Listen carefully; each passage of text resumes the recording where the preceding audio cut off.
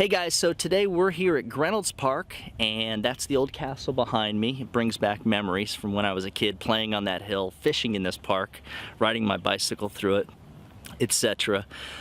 If you're a newly licensed agent, you're new at final expense sales, or you're new in the final expense industry, I'm going to suggest that you subscribe to our channel and hit that little bell below, because it's going to make sure that you get notified every time we put out a new training video.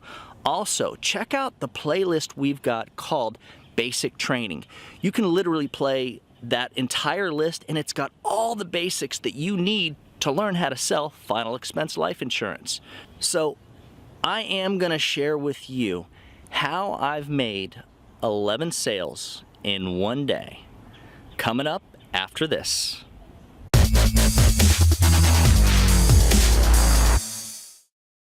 Hey guys, I want to welcome you to our channel, Final Expense Trainer, where we're all about 100% final expense sales topics and training. Now, if you're interested in a copy of the policy summary that I leave with every one of my sales, stick around to the end of the video and I'm going to show you how to get one.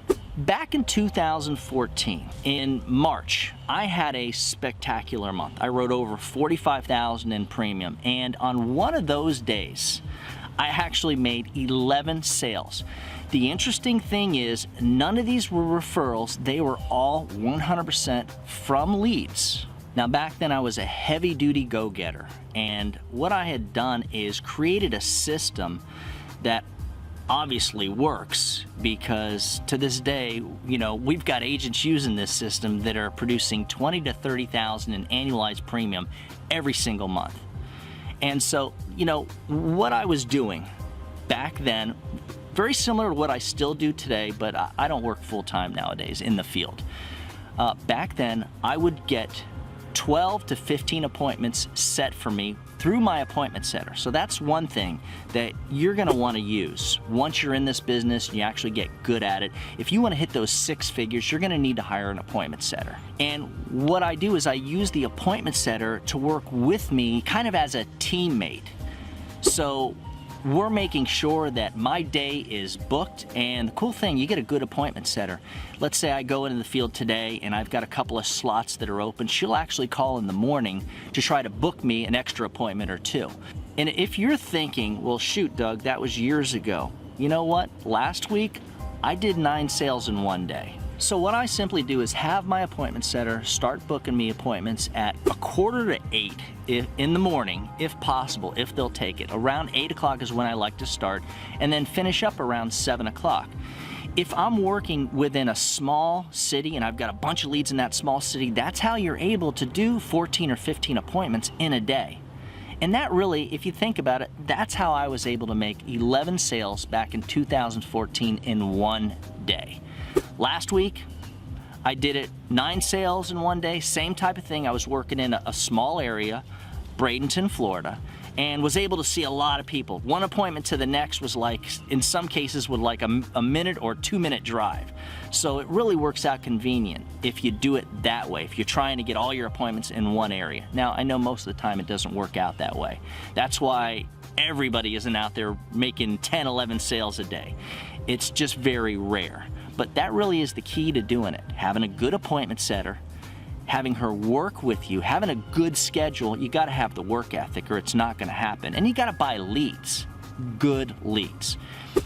If you're with one of those IMOs that have you on like an 80% contract and the leads are like okay, you're never going to make 6 figures. It's just not going to happen. Work ethic is key. The last thing I'm going to suggest when you're working a schedule like mine is for you to make the mistake of going home for lunch. You don't want to go home for lunch. It just slows the life out of you. No, look, right now it's summertime. There's places that are over 100 degrees, and I know it's really difficult to stay out in the field, especially if you're doing a lot of door knocking, but that is what it takes. You got to be door knocking in between appointments. You've got to keep going. When you get hot and tired, you take a break. Just don't go home for lunch and do it. You may never go back out in the field.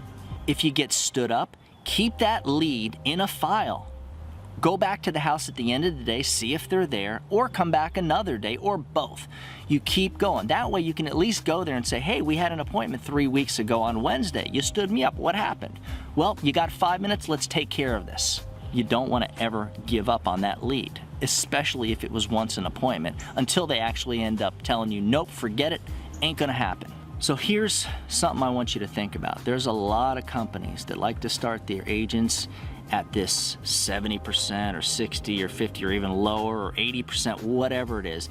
And what they do is they use the carrot. They tell you, oh, all you got to do is make a certain amount of sales and we'll move you up to the next level, to 75%. Then you make a few more sales and we'll move you up to 80. They basically are starting you so low that even if you sell, you're not going to be successful, let alone have a chance to ever get to the point to where you can make 6 figures. Beware of these companies, because to me it's unnecessary when you've got companies like mine, and there's others that do the same thing. We start you at a higher commission level, generally, you know, around 100, 110%. If you've got the production, you can even get higher. And like, we've got a great direct mail lead program. As far as I'm concerned, the best in the industry. Without the lead program that we have, there's no way I'd be writing 9 or 11 sales in one day. You also got to be careful of these companies. What they love to do is churn leads. They'll sell 3 agents the same lead. They won't tell you, and it may be a lead that someone else has worked. And so now what you don't realize is you're paying top dollar for a lead that another agent already had and he already paid top dollar for but couldn't sell. That's ridiculous. That is so unnecessary.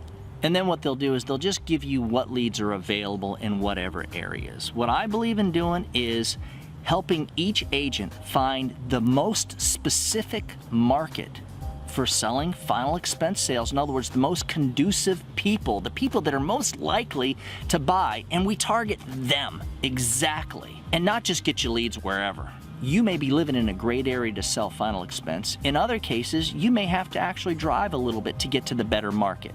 Guys, if you got something out of this video, feel free to throw us a like or a thumbs up. And if you're interested in a copy of the policy summary that I mentioned earlier in this video, or if you'd like to become one of our contracted agents, our agency, United Final Expense Services, feel free to email me at doug@ufesonline.com. Happy hunting!